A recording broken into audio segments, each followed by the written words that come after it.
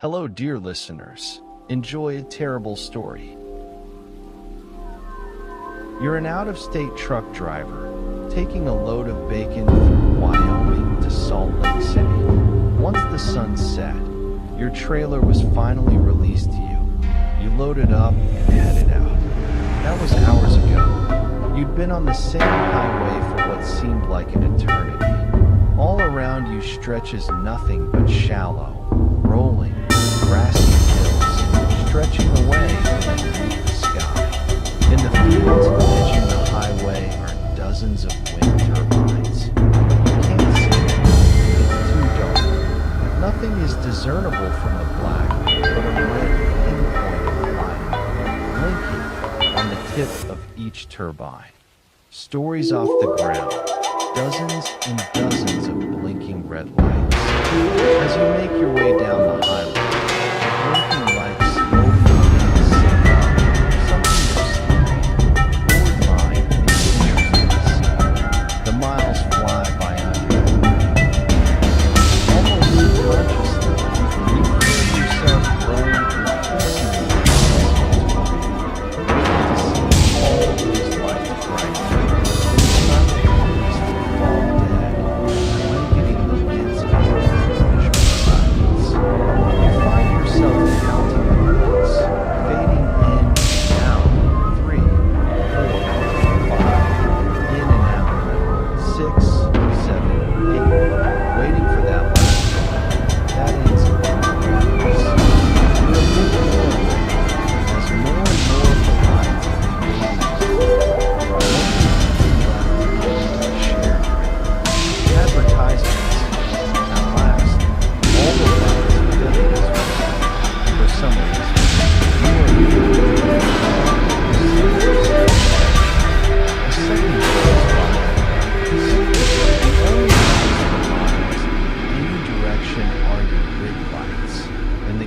On your dashboard, reflecting off your windshield.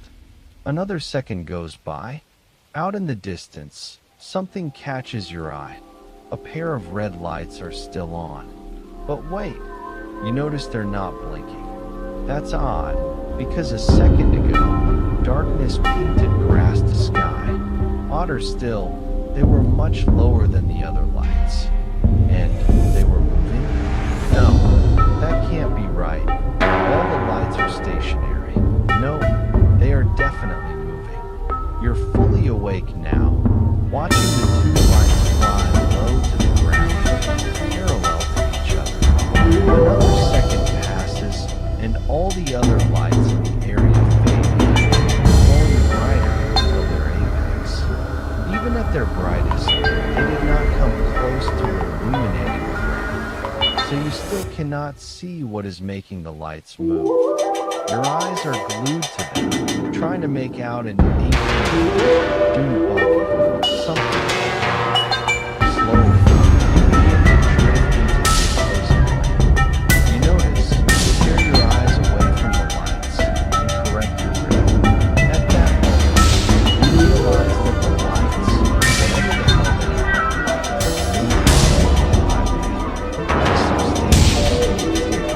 You've probably been watching it for 10, 15 seconds, and they'd already have the distance between where you'd spotted and the highway you're driving down. With how fast they're going and how fast you're going, it looks like you're rigged at whatever it is may collide. Unsure, protective of your truck, you slow your speed a little before running the risk of any damage to the truck. If anything else, God forbid that plane is an ATV.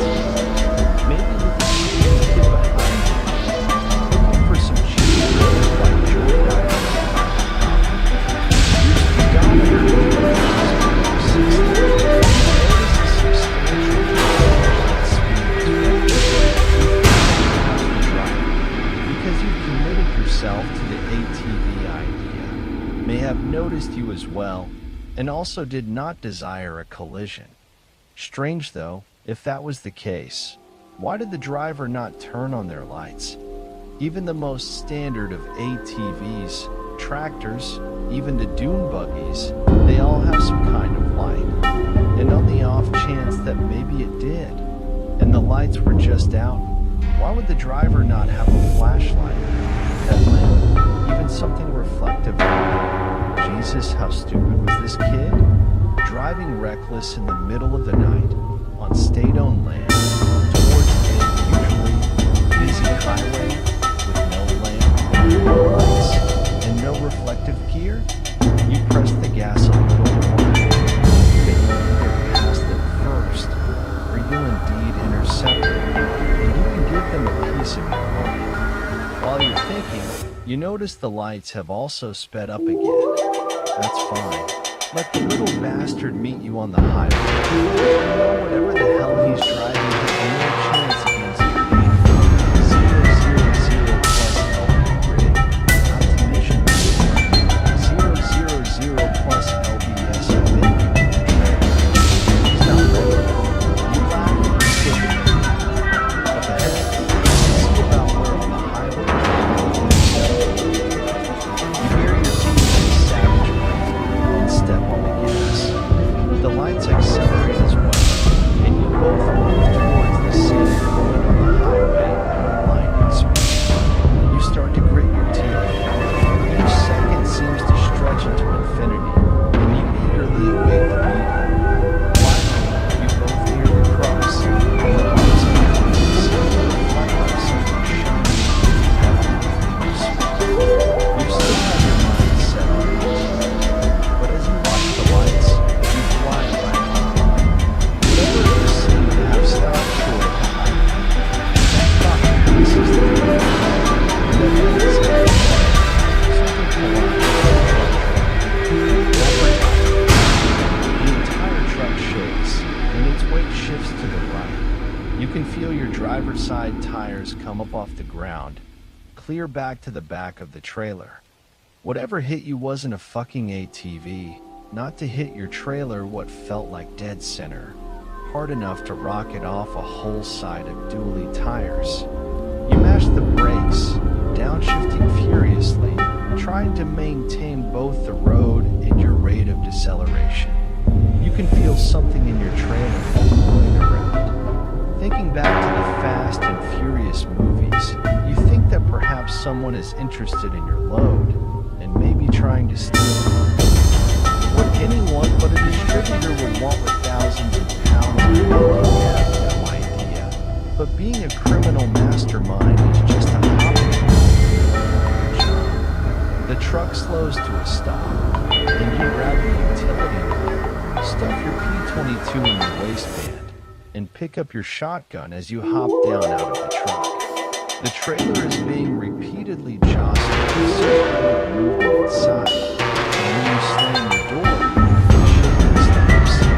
You come out from your cab wide, looking for some kind of view, but your mind loses track as you see that whatever had been a black hole on the side of the trailer.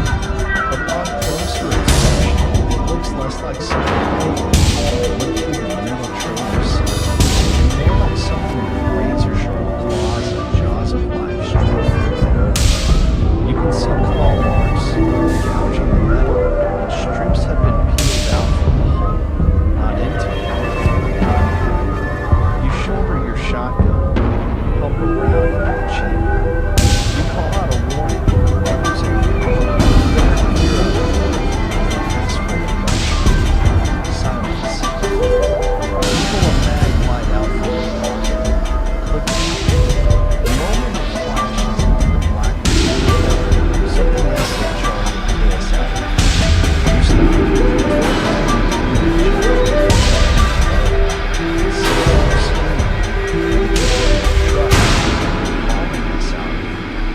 In your moment's hesitation, something huge and black and scaly launches itself out of the opening in the trailer. It collides with you, knocking the breath from your lungs and your feet from the asphalt. Whatever it is, it's on top of you, teeth going after your throat like a dog after a bone. Its momentary struggle with your jacket collar buys you the fraction of a second needed for its momentum to carry you both into the ground. Your back hits the asphalt. The impact causes you to squeeze the trigger. The shotgun fires in an explosion of heat and light and noise that's only slightly muffled by the body on top of it. Something sticky pushes over your chest and hands. The pressure on you is instantly relieved as the wind convulses over onto the roadside. You scramble to your feet, not about to let the thing get the drop on you. You don't have to worry. The body at your feet has a hole in it to match the one in your trailer. Looking down at your hands and jacket, you see you're covered in its blood, the remainder of which is gradually collecting in the road. Advertisements. It's the fucking weirdest thing you've ever fucking seen. But black and smelly clawed feet to muscle. It looked just like a big-ass black potato. But the claws and veins of its digits were long and serrated.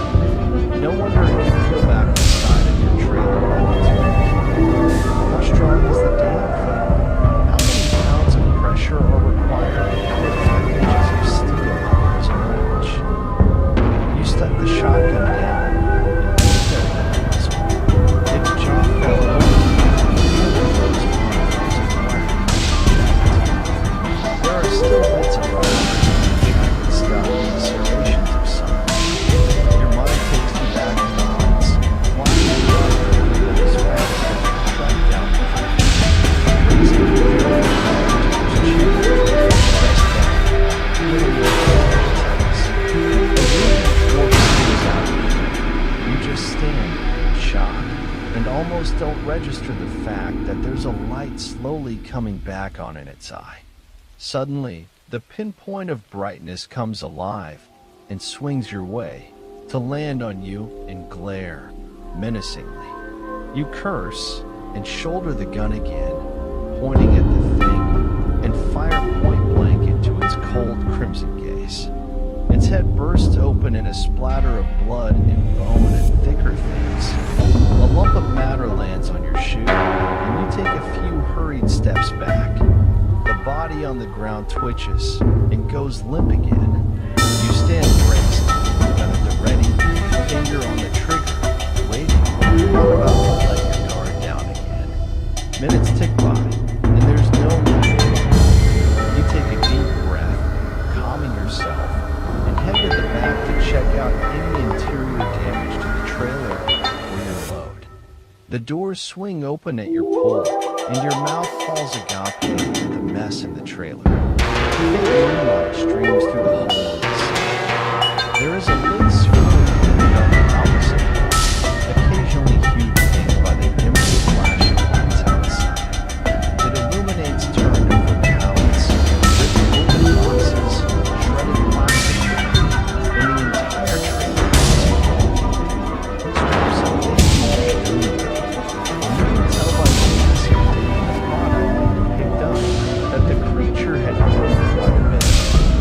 Several pallets had enormous holes just eaten into the sides of the boxes through shrink wrap and industrial zip ties and layers of cardboard. Your nose wrinkles in the stench. The silence out of your lungs.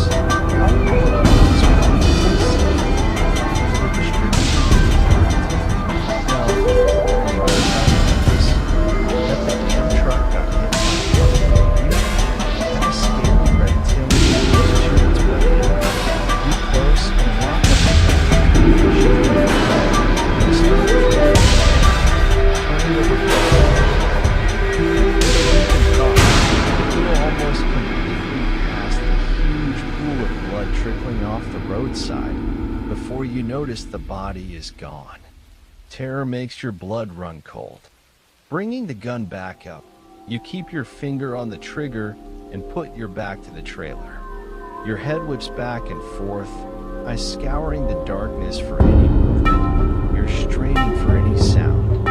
The blood on the road draws your attention, and you notice that there are drag marks pointing towards the field the creature came running from. Cautiously, you take a step towards the edge of the road. The night is too dark to see through, so you pull your mag light back up and shine it out from the road.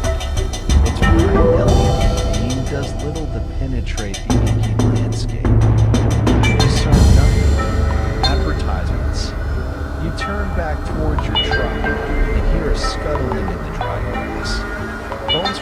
your neck in response to you whipping your body around and bringing the gun up again in one motion. The only thing you can hear there is the blood roaring in your ears, followed by the thumping pressure of the wind blows past you. Whatever is out there is probably the thing in the subway.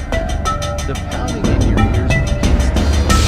The moving air is bringing sounds of somebody's progress to your ears. Whatever it is moving away. Eventually, the breeze reports no more. Consider tracking the creature, trying to find it, is soon form. Then you try to figure how hard it would be to bring it back, considering it was able to pick itself up and take the fuck off with a hole in its chest, almost by second. It's got a loose, open mass of blood and other things. The image of its wings splattered all over the blacktop, all over your boot. There's no way now you're gonna get it. No fucking way. You head back to your truck. As you pull your door closed after you, and pick up your phone to notify dispatch of the accident, you see, off in the distance, a minuscule pair of shining red lights, much too low to be turbine lights, and pretty far away. But you see them. They flash like a blink in tandem.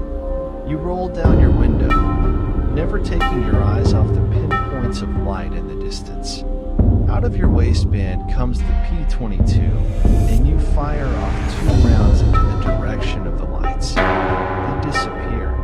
You watch for a long time, not once looking away, all throughout your call to dispatch, then 911, then safety, and finally your boss. Minutes tick by while you tell your story over and over again to the person on the phone, not breaking your gaze. The lights did not return. After explaining to everyone in the company and your mother, brother, and Uncle Bob that you had been hit in the trailer, though you didn't know by what, it wasn't okay, and no, you didn't see anything. They finally agreed to let you turn the road around and come back home. With no regard to the non-existent traffic, you make the most unprofessional, unorthodox U-turn in your 70s and blast out of there like a killer. The turbine slowly disappeared into your rearview mirror.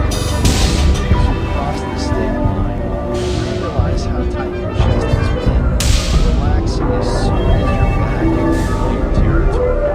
Like a fist around your heart, suddenly let it go. You take a deep breath and relax, knowing you will not ever take this highway again. And if they try to make you, fuck you. Long haul, you hear a lot of stories when you work at a truck shop. Sometimes it's your friends. They talk about that maybe the driver who rolled in the brake chambers just leaving the car airlines. The time they started the truck that was seen for a while, and the whole family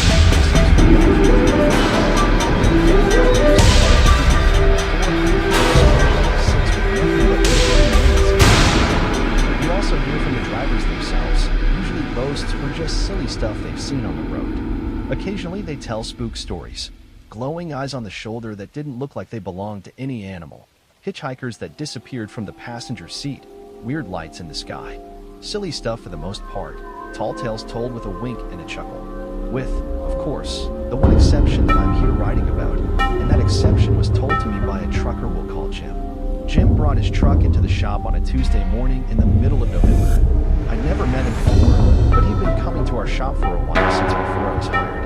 Some other guys at work said he was a good man, though he always seemed to be down. They figured he'd lost a wife or child. It didn't press him about it. His truck was a red and white International Eagle without power, and he brought it in because it was starting hard and losing power. A couple new air and 2 years later, and the rig was back in shape. Jim showed up pretty early, and since it hadn't taken me that long to get everything squared away, it was about time for a break. Jim didn't seem to be leaving right that second, so I stayed out in the shop to make conversation. You don't see too many of these 9,300 Eagles, so I asked him about his truck.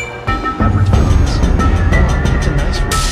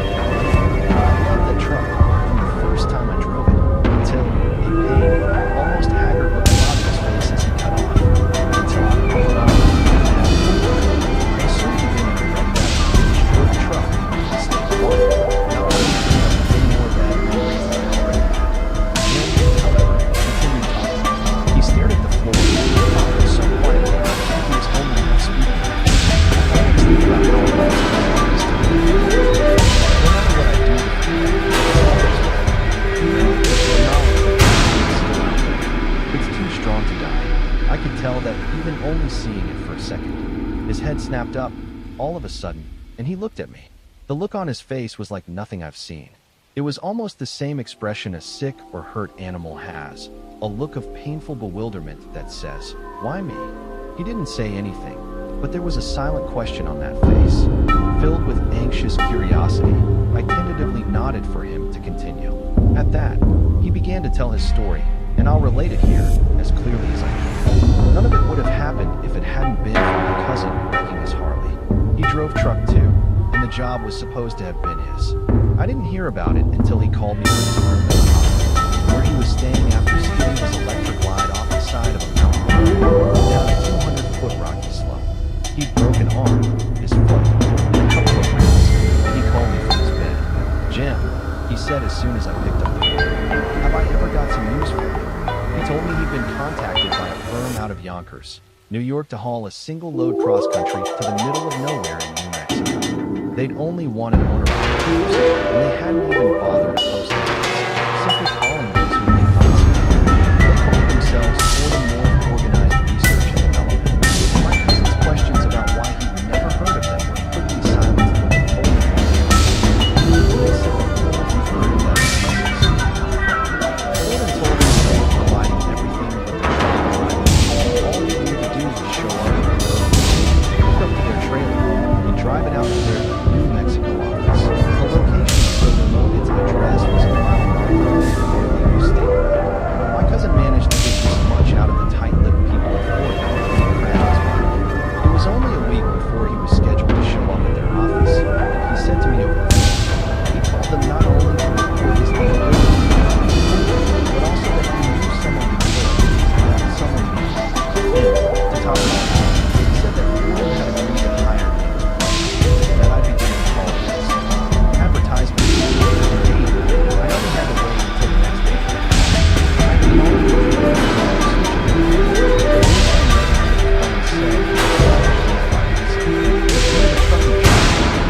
for the voice was deep and garbled such that I could barely understand it through the scratchy connection. "Is this the same one you offered to my cousin?" Here I said his name. "A few weeks ago?" "Yes," the guy on the other end of the phone answered. "You'll be carrying one load on a flatbed trailer from our office in Yonkers to our facility in New Mexico. We will provide the trailer. You will be paid." He named a number high enough I almost thought he was joking, with 1/3 to be sent up front as a check payable deal. This guy was talking like I'd already taken the job, and in my head I guess I had. I still had one question. What is this load I'll be carrying? There was a pause on the other end of the phone. Unfortunately, I'm unable to discuss that over the phone. For the purposes of corporate security, you understand. There, of course, I said back. I suppose this unwillingness to talk about the cargo was why they were paying up for it. Where should I show up? I hashed out the details with the voice on the line, and then hung up. Even with the promise of a full payment, the whole thing felt a bit hinky, especially the refusal to discuss the cargo. However, a few days later a check for the promised amount appeared in the mail, and a few days after that, I made the trip to Yonkers to pick up the check. Fordham's office was on 20th Atlantic Way. Don't bother trying to find me. I've already tried. According to all the sources I've checked, there never was such a thing on such a street in Yonkers, but I can assure you I was there that day. It was a whole, nondescript building of cinder blocks, steel doors and a few windows. It was set away from the surrounding properties, and was enclosed by a high fence topped with old razor wire. At the time, I thought that this was because the place had a enough labor, but I'd become more and more convinced that this was just cover. I pulled my map into their driveway and swung around back to what I assumed was the parking lot. What I found there was quite strange. The first thing I noticed was the gleaming trailer park in the middle of the gravel walk. The red paint was showing up in the condition, and I was sure I had never seen any use before. Sitting out of my car, I was looking at the guys just finishing up gravel and torn down. Its silhouette was that of a cylinder cut in half lengthwise and similar to a horse. I managed to form some non-stick circles with my shot and slips of the obscured by a fire.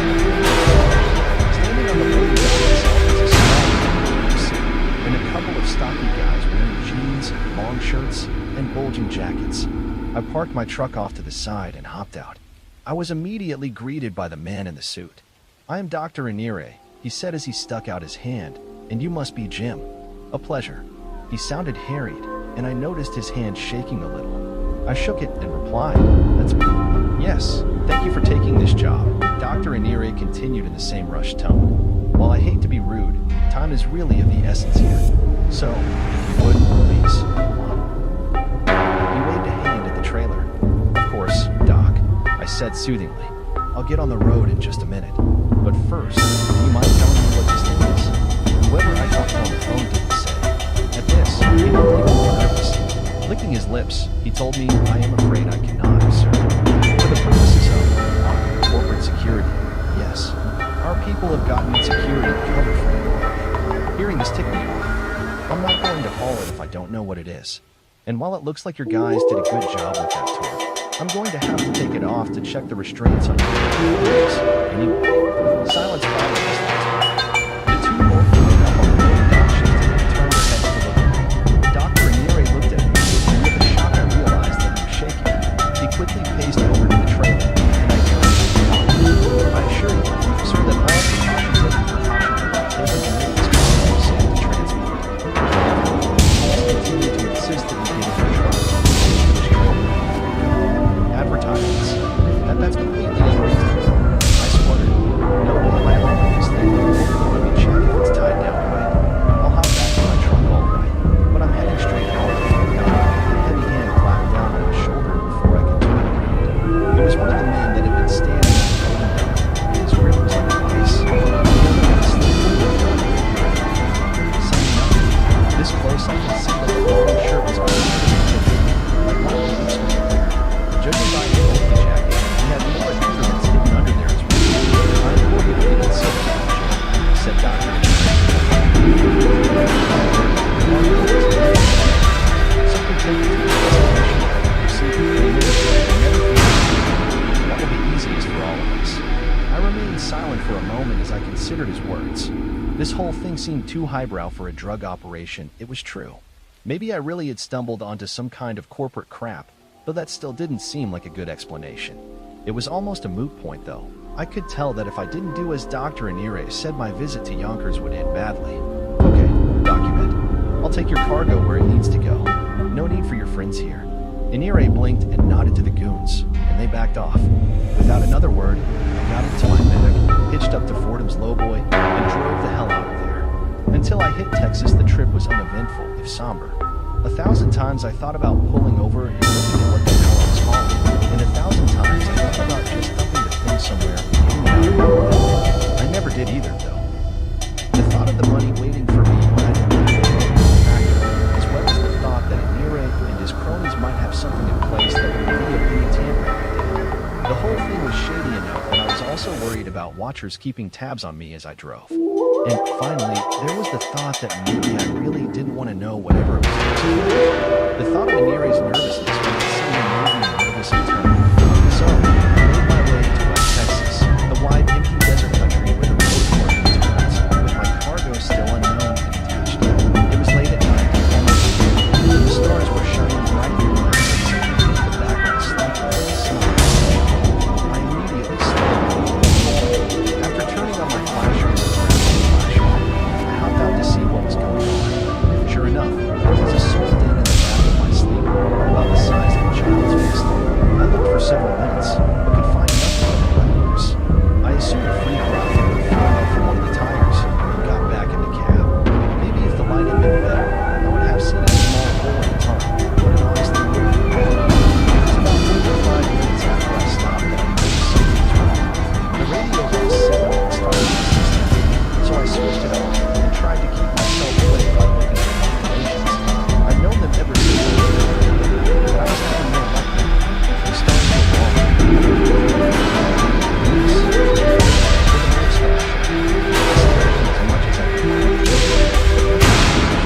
These were not the stars of Earth I was looking at. It was about now that I realized the opposite lane of the interstate was gone, and no cars were visible in mine. At first, I thought I was just sleep-deprived, or forgetting how this area looked. But soon I knew there was no excuse for what I was seeing. There were no lines on the road anymore. It was just a strip of cracked asphalt. The The terrain around me was flat and barren, with not even a scrub bush to be seen. The only landmarks were massive obelisks of basalt, roughly carved and standing upright in pairs along the road. Soon the stars were not stars anymore, but points of black surrounded by cruel coronas of dim light. The northern lights, or some form of them at least, appeared in front of me, colossal sheets of red, blue, and green which hurt my eyes, as if they extended out of the spectrum I could see. There was a strong crosswind blowing, and it carried dust with it. The air coming in through my mid-window smelled of alkaline and electricity, and soon I closed it. The road continued arrow straight between the standing stones. I was terrified, locked in my seat. I didn't want to keep driving, but I wanted to stop even less. The wind howled against the cab continuously, buffeting me this way and that, and its bitter chemical tang was contagious. The basalt obelisks had grown taller and taller, and now I drove beneath a massive dome whose capstone hung over the road. It was at least 100 feet high, and when I I saw that the black stars were changing. Their feeble coronas lit, the black points at their center got darker. I can't describe how they felt. Still, I drove. I have no idea how long it was. When I tried to find out, I saw that the clock was stopped. The aurora still shone ahead of me. I began to see shapes in their faces. Slowly, it dimmed as the stars had, until it disappeared completely. The only light in the world was coming out of the forehead of my soul. But somehow I could still see the dust fields around me in that dark moonlight of the stars. It was hard not to look at it, so hard that I almost lost it. Blinking rapidly, I looked in my mirrors and saw something that I still see. The itself was coming. The landscape itself was changing from regular to something else, the same nature as the beautiful darkness projected by the alien stars in the sky. This shocked of my mental lock, and I realized there was only one thing that could possibly help me. But first, I would have to stop. Carefully coming to a stop, I put the truck in neutral, put on the parking brake, gulped, and stepped out of the cab. Immediately, the wind hit me in the face like a slap. It smelled like ozone and alkali chemicals, a smell that was the opposite of life as we think of it, and the ashy gray dust it carried was like sandpaper on my skin. Somehow, the lightless light from the stars was much more intense without the windshield to look through, and my head began to ache immediately. Head down, I ran towards the back of the truck, ready to get rid of whatever crime against existence I'd been made. However, when I got back there, I stopped dead in my tracks. The front of the tarp had become unhooked. Advertisements. And finally, I had a good look at the car. It was a heavy steel pressure vessel, with the flat semicircular end cap that faced me held on by bolts the size of my thumb. Or, at least, it had been. One of the bolts had stripped free completely, its empty hole lining up exactly with the dent in my sleeve. The ones that were left were all stretched or bent, and the seam in the vessel which resulted was simply the same stuff as the world was the same undefinable, indescribable stuff. I sure won't call it matter. There's this place as stars were. Even as I reached for the face letter and covered the trailer from the truck, I saw something of central future. But I couldn't make out anything clear. But as I stood in the darkness inside cleared, I saw that the inside of the vessel was much smaller than it should have. It could have been a few feet across. It was as if the space inside was compressed. Then, the unlight inside coalesced into a dark form, like a fierce color darker than black. It turned to me and opened its eyes. I only saw it for a fraction of a second before I realized it was black. It saw me. It saw me. So everything I was in I don't think it perceives time as real, is what I mean. Once, it had been human. I picked up that much. When I saw it, I couldn't help but call it a person. It was something that made me wonder if it was a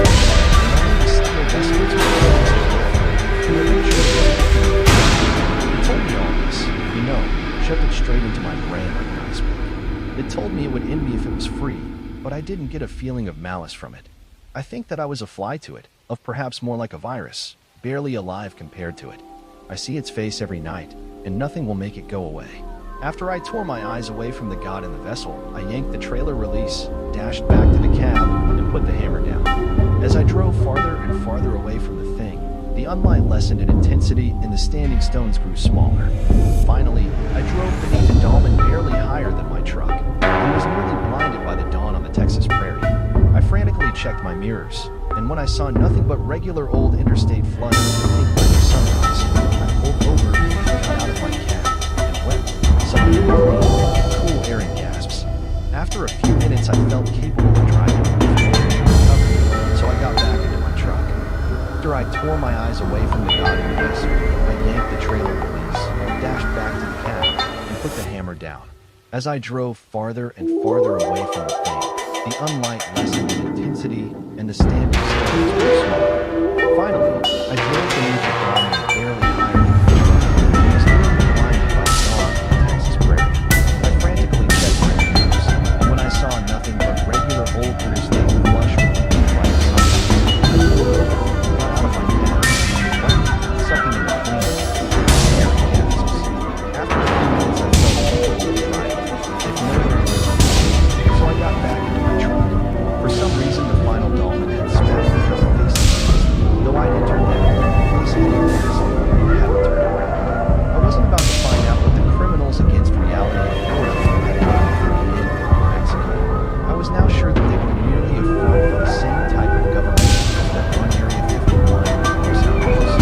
I'd gotten caught up in Area 52 from I didn't care if they were people captive. I just wanted to so I bobtailed all the way back to Pennsylvania without parked my truck and slept for a vacation. When I got up, I was bleeding by the truck that was carrying me was rusting into construction flooding into rough gray powder and falling apart even as I watched. In the few hours after I woke, it had fallen almost completely apart. I think the radiation that the stars there put out did something to it. Something that changed it so it couldn't hold itself together. I worried for a while that I would fall apart too, and though I was quite sick for a few weeks after getting back, I managed to recover. I had some money saved, so I was able to buy a cheap old truck and keep doing my job.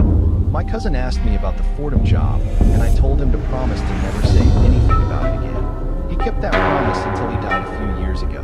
I never heard anything from Fordham, whoever they really were, nor did any shadowy demon show up. I know, though, that the thing I carried across half the country still exists, though, somewhere or when. I don't think it's capable of experiencing that. In fact, I've never seen it again, though, and for that I'm glad. Jim finished his tale with that and sighed. He stared at his shoes for a moment, muttered, "I'm sorry," then started his truck and left. I never saw him after that. And I heard a few weeks later that he died when a drunk driver swerved into his lane and hit him head on. I have no idea if his story is true or not, but it sure sounds like it. I guess the lesson, if there is one, is that there are roads to dark places out there, and you never know where.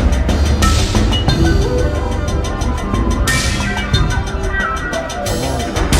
The past week has found a highway. I keep forgetting to put on my snow. I should hit it on my fridge someday.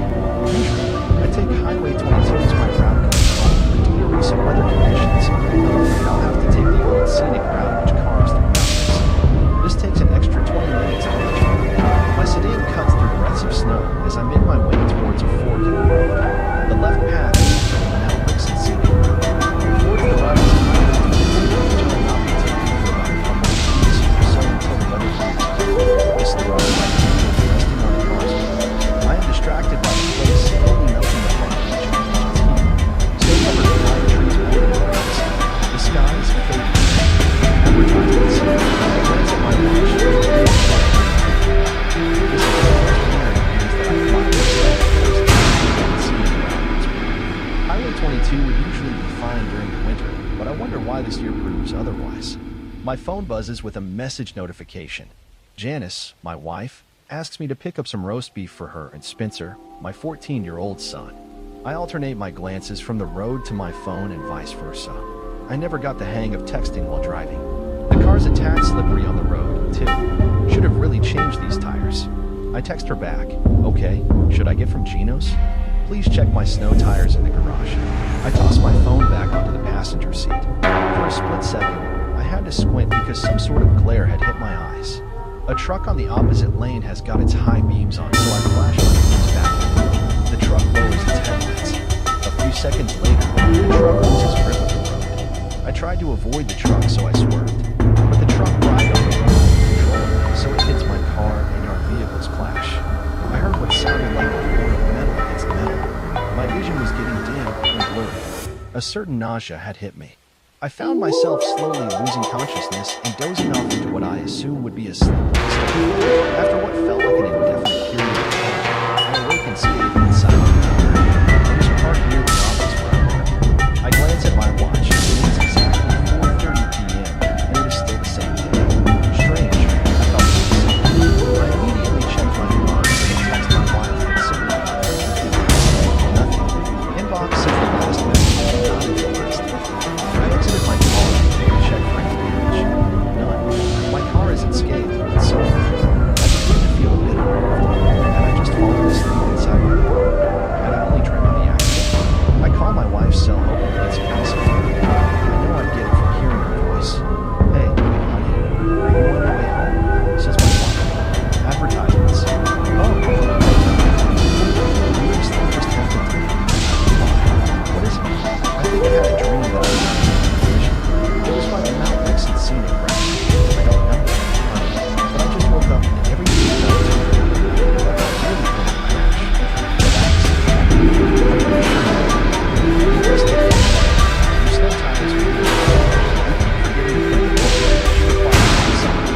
Yeah, I know. I'm sorry. I'll take extra care on the way back. That's good. Anyway, I'll run up a bath in a while. Feel free to jump in when you get here, she says as she lets out a cute laugh. Oh, and one more thing. Honey, she follows up, but I interrupt. You want me to pick up roast beef?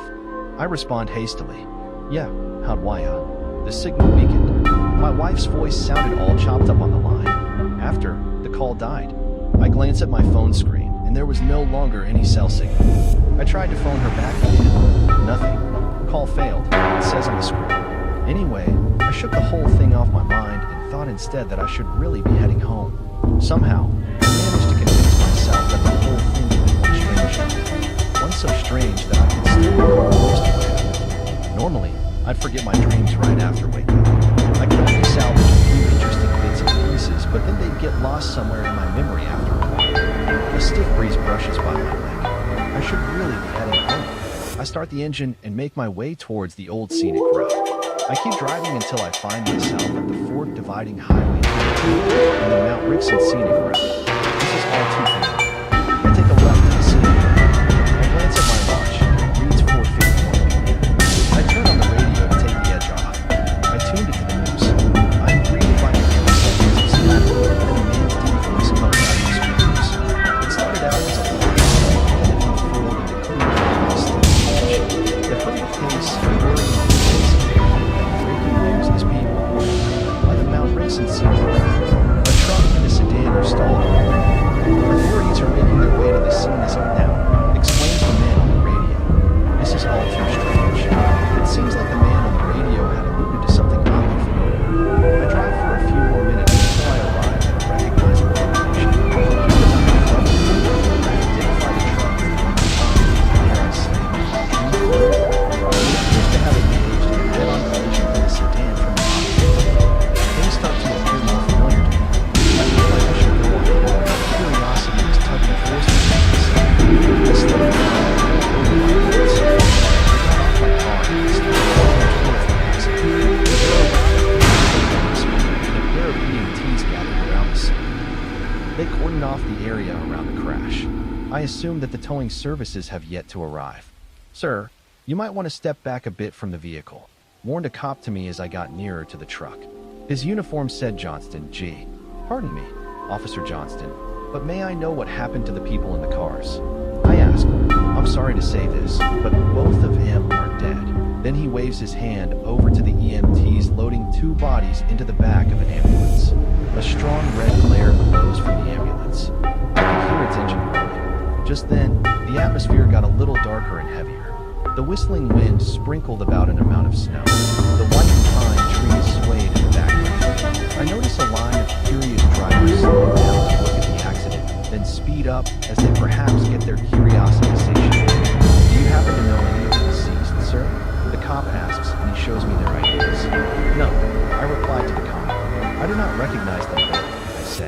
I walk away from the scene feeling a little stranger. I make my way back inside the car and sit there for about a minute. I turn on the radio. It's the same voice from earlier, except now he's interviews. I pay little attention to the radio.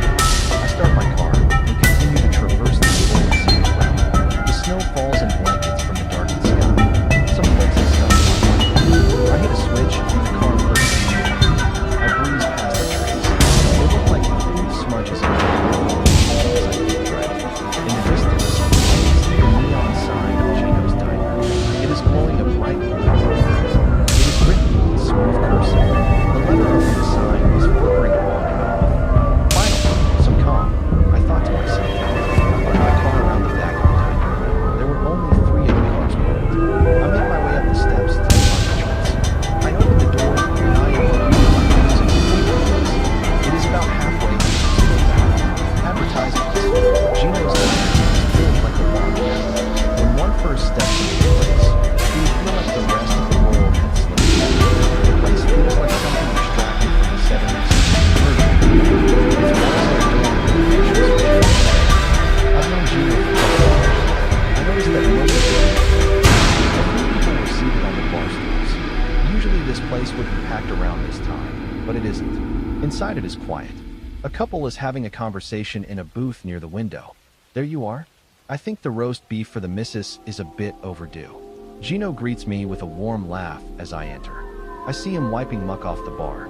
I attempted to reciprocate his demeanor, but I fumbled with my words. I thought, how had he known that I was picking up some roast beef? Maybe Janice had told him that I was coming. Say, you catch news of that collision about half an hour back? I asked Gino. His smile turned into an expression of confusion for about a split second. Wait, there's been another one? He asked, agitated. What do you mean another one? I asked back, slightly puzzled. There couldn't possibly be another accident. Just yesterday, a truck and a sedan got into a head-on collision about some time. Gino said, confused. What did he mean by just yesterday? I thought. The accident had taken place no longer than an hour. And with that thought, I felt the peculiar nausea hit me back. I am struck by this strange feeling once more. Could Gino have been kidding around with us? I doubt so. Your wife's been looking everywhere for you since last night. She told me that you were on your way to pick up some dinner at Spencer, but you never returned. Said Gino. Please tell me you're not pulling some sick joke on me. Gino, this ain't funny. Why? I notice a slight harshness in his tone. No, alright, Gino. Check my phone. Check the messages you're calling.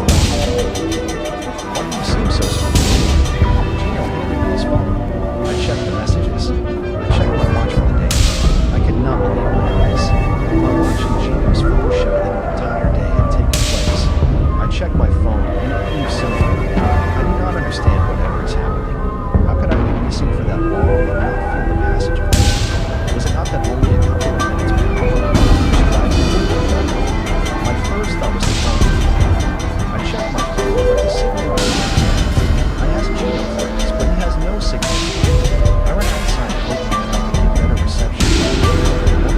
Outside, it was very cold, so I walked back inside. Advertisements said that I looked a little bad, and he asked me where I was. He offered me a glass of water. He asked me where I was last night. I replied that I've just been driving for a couple of minutes. I recall that and only that. I was only driving for a while. In no way could I have driven all night long and not feel time pass by. What sort of unexplainable force was taking place? I could not grasp what was going on. I needed to sit down and smooth things out. I lit myself a cigarette. It was relief with every drag. Anyway, I could fix you up some dinner if you want. You could surely use something to eat, Gino offered. His disposition was way calmer than mine. Gino appeared calm yet with a tinge of worry. I told him no, thanks, and that I didn't really feel like eating. Say, Gino, do you ever feel a little bit strange when it's winter? I asked him, my tone projecting a hint of anxiety. The cold does tend to take a toll on the individual, but then you'll get used to it. These woods do get to become a bit hot in early recently. I finish another glass of water, and after that, I decide that Gino should learn the whole story. I needed to let this out somehow. I told him about the weird sort of dream from earlier, about my wife calling, then about the collision, and then about the disappeared night. I could find no explanation for the events. I think you'd like it if I told you that you aren't the only one who experiences these mysteries. Weird and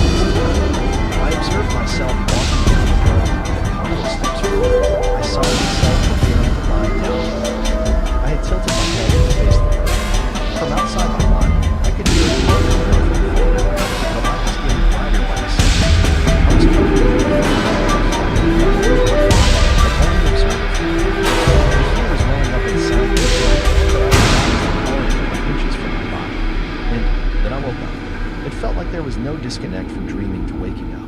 The experience felt very unified. I awoke feeling just as afraid as I had felt in the dream.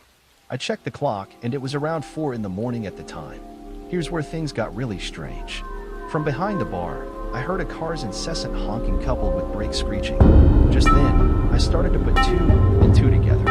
I ran outside, and what I saw still haunts me to this day. A car had run over a man lying down on the road, just as it appeared in my dream, except I wasn't the one on the ground. Worse than having a bad dream is witnessing it come to life. I still get flashbacks of what happened, but they don't hit as hard as they used to. Gino's story ended at that. I took some form of solace in knowing that I am not alone, that others could come face to face with the unexplainable just as I had. I finished my last cigarette, thanked Gino, and walked back to my car. As I exited the diner, I felt the cold shifting to an unfamiliar sort. I started the car and slowly made my way out the lot. Gino stood by the doorway, and he waved me goodbye. I returned the gesture. Snow still falls heavily. The tree stands their uncanny dance. The wind howls an unsettling. The moon provides little guidance. There is a certain stillness. Tonight feels separate from the rest of the nights. Sitting in the car, I ponder upon the things that took place.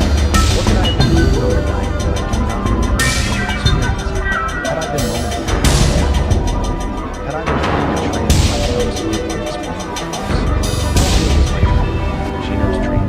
Are they but dreams of the most, or are they brief encounters with a different reality? These questions weigh down on my mind, and I fear I can find no answer. It's been a long drive home, perhaps the longest I've had. The disappeared evening still puzzles me. I'd like to believe that I was, in some way, a participant in today's face, tragedy, that I somehow encountered a world that is seemingly similar to mine. My lucid recollection, but I do not know. I might not ever. There's a certain strangeness in these ones. Tonight is the longest night of my life. I am weary, but I have yet a long way to go. The night before. Middle of the night, I wake up. I turn to the right, try to go back to sleep. The side presses uncomfortably on my shoulder. I turn to the left. This is better. I take a deep breath. My muscles relax, and the soft blanket warms me. It doesn't help. I can't fall back asleep. As I lie there awake in bed, I hear a sound in the silence. It was brief, so brief that I wasn't sure if it had really been there. I stare into the darkness and listen to see if I'll hear anything again. There's no one else in the apartment besides me. My girlfriend is visiting her parents and took our dog with her. We always got so excited to go for walks in the nearby forest that I couldn't say no.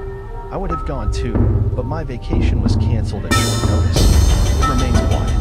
Maybe it was just the cutlery or a plate slipping. They're already piled up in the sink, impatiently waiting to be washed up.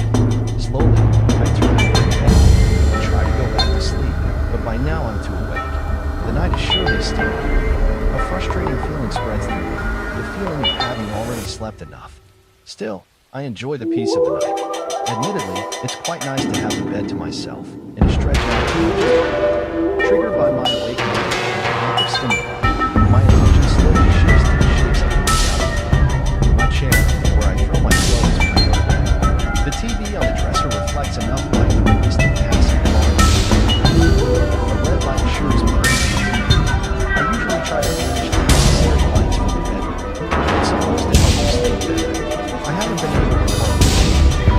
My girlfriend likes to tease me about this inconsistency, but at least I bought a rainbow alarm clock that only shows the time when I press a button. The dresser itself is too dull to be seen by the headlights skimming the ceiling. Suddenly, the light flies through the room, the street too far away to move.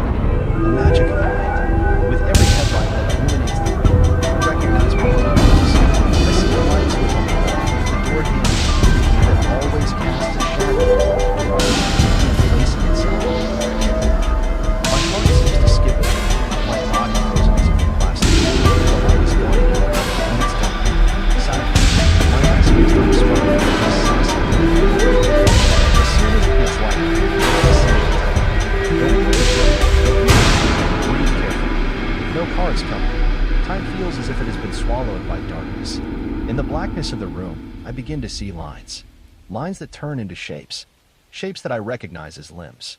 This can't be. It's way too dark. It's just my imagination. I should just reach for the lamp, quickly press the switch, but I'm already too stiff. I can't bring myself to do it. Reaching for the lamp is too far, too much opportunity to be grabbed and dragged away. I can't risk it. I think of the TV. It's always on when I go to bed. The remote is somewhere in the bed. I just have to find it. It's still quiet. There's nothing there. But I'm scared. I've worked myself up. Just don't move. Then it won't see me. I try to feel my body. Where's the blanket? If I'm completely covered, I can carefully search for the remote. Then light. First behind me, it slowly moves across the room. My heart beats faster. It reaches the door. There's only the door. Advertisements. For a moment, I'm relieved. Of course, there was nothing there. Since I was a child, I couldn't lie awake in a dark room without imagining things. That's why I always slept in because I can't bring myself to turn it off. I'm scared. The only thing that helped is that the light was already on. These logical thoughts stopped the moment the car passed and my surroundings were no longer around. Whatever had been there was could have moved further into the room. It couldn't have left me there. The door is closed and you can't open it silently. I always kept it closed, even when I was alone. The sight of an open door in the dark unsettles me too much to even think about sleeping. I should have used the moment to hear it turn on. But now it's gone. Aimlessly, I look around the room. I can't search for anything because I can't see anything. So I listen, but it's quiet. Then something clicks. My heartbeat speeds up, and I hold my breath. It was far away. It was too brief. I couldn't think about it. Maybe it's the dishes in the sink I called. No, too nothing. Probably just the wood in the cabinet in the window. Again, there's light. I brace myself. Wait until it illuminates the entrance. If my light goes, this time, the light is lit. So, I wrap the cable in the bedside. I feel along the cable. Where's the switch? I reach the lamp and startle at the touch. I almost drop the cable and become even more frantic. In my panic, I sit up and grab the cable with both hands. This time, I find the switch immediately and press it. Warm light floods the room. I look around and search the room. No one is there. I breathe slowly, calming myself as I continue to examine the room. Everything is as usual, and there are no corners where something could hide. Everything is fine. There was never anything there. As I sit there, I feel stupid but also relieved. Everything is fine. I don't need to be afraid, Dot. It's my imagination that conjures up these images and projects them into my head as a new. It doesn't tire either. Even now that the light is on and my concerns have vanished, I still think there might be something outside waiting behind the door. But I'm no longer panicking, so I get up and lock the door. Now nothing can get in without difficulty. I can distract myself a bit. Back in bed, I search for the remote. It was right next to my pillow. How stupid. Whatever, I grab it and turn on the TV. The remote appears on the screen, rolling the camera. An ad for a sex hotline. I change the channel. A documentary about a painter. Changing it. Sex hotline. Again, program and notice. Again, chess game. Again, nothing interesting is on it now. But even infomercials are nothing on my mind. So I can try to sleep. A kitchen gadget is being advertised that chops all kinds of vegetables into small cubes by hammering on it 8 times. I can turn off the light now. The room remains sufficiently illuminated by the TV, and I don't want to become too awake. I press my alarm clock, and it tells me it's 3 in the morning, and I should get some more sleep if I don't want to struggle through the next day. As the screen flickers, I can't help but continue to listen for sounds from the rest of the room. The program is good, but that's goodbye. There's always a water bottle next to my bed. I take it and have a sip. I almost choke on sparkling water. I cough briefly and take another sip. It feels invigorating and brings me back to reality. The glass bottle is empty. I keep watching the TV. By now, another product is being advertised. I go with a contract for 2 SIM cards, and you get a PC with it. I know these kinds of offers, but I don't understand how they make sense. If you actually use the phone contract, you get the performance you need and at the same time a free expensive PC or a video game console. There must be something wrong with it. As appealing as these offers seem, I wouldn't dare to accept them. There are probably hidden costs, and by then it's too late, Doc. My bladder calls. I need to go to the bathroom. But I stay seated and keep watching TV. trying to ignore the pressure building in my lower abdomen. Just go to the bathroom, man. I wait for the thoughts to calm myself. It's no big deal. Just get up, walk through the hallway to the bathroom, and come back. I do this multiple times a day. Why not now? I change the channel. I need better distraction if I get the urge to leave. A movie is on dot. Seems to be one of those found footage films. Shows the footage of discovered later. Looks like an episode of Cops. A camera team follows two investigators. A B-man is mentioned who attacked someone. One of the paramedics is shocked by what he sees and asks the investigators what's going on. They're vague, so the paramedic's imagination runs wild. He thinks there's a malaria outbreak and they're trying to find it. Suddenly, his nose starts bleeding, and he really has malaria symptoms. I don't really understand what's going on, but it seems to be some kind of horror movie. I really don't need that right now. Change the channel. Bob Ross is my teacher. What if I get up and something is lurking under my bed the whole time? I've just been waiting to see my feet and grab me. Change the channel. Sex hotline. Again, chess game. Again, cartoons. Advertisements. That always surprises me. How come cartoons are shown so late? It can't be for kids. They should be asleep. Although I remember how, at just 4 years old, I woke up very early in the morning and slept in the living room to watch cartoons on TV. The child gets up early. It's about a cow and her siblings go to the same school. Maybe that's why they don't want to show it in the afternoon. You can't show kids something so ridiculous when they absorb knowledge like a sponge. I'm tired of not being around. The distraction is working. So I get up. For a moment, I stand at my back to the door. There's nothing to find. I go to the door and step on something that stabs my foot. A shock runs through me, and I can't suppress a cry of pain. A shattered bone. I get annoyed. Not only does it look really creepy, but my girlfriend and me also argued often enough about not leaving chewed dog treats lying around everywhere.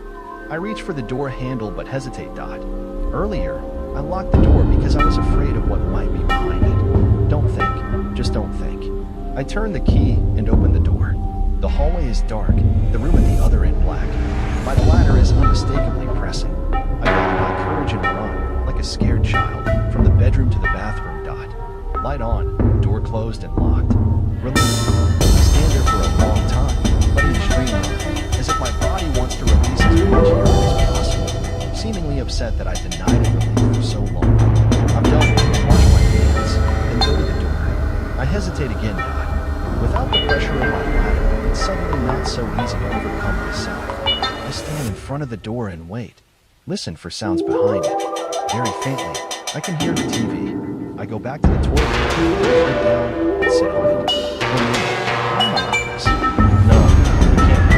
I stand up, go to the door, grab the handle. Man, now I've worked myself up again.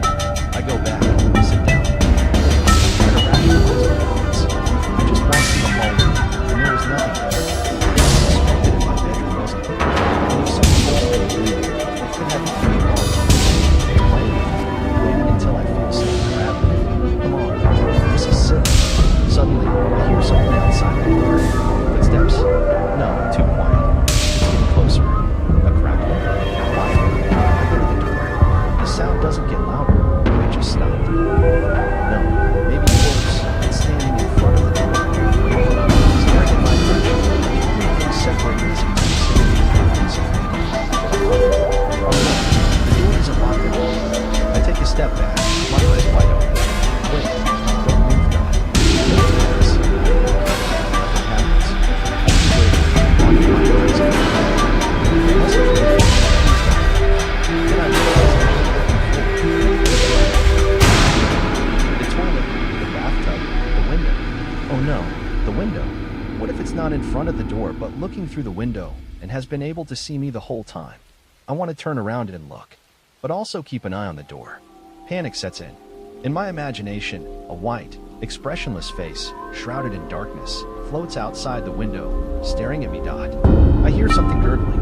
Oh God, what is that? It's been quiet the whole time, and now something is gurgling. Where is it coming from? Without turning my head, I scan the room with my eyes, trying to locate the sound. The drain. It must be the drain, but it's coming from behind. The sink is next to me. No, it could also be the bathtub, but I didn't faucet running, maybe from the neighbors, but in the middle of the night, a toilet flush. It could be a toilet flush.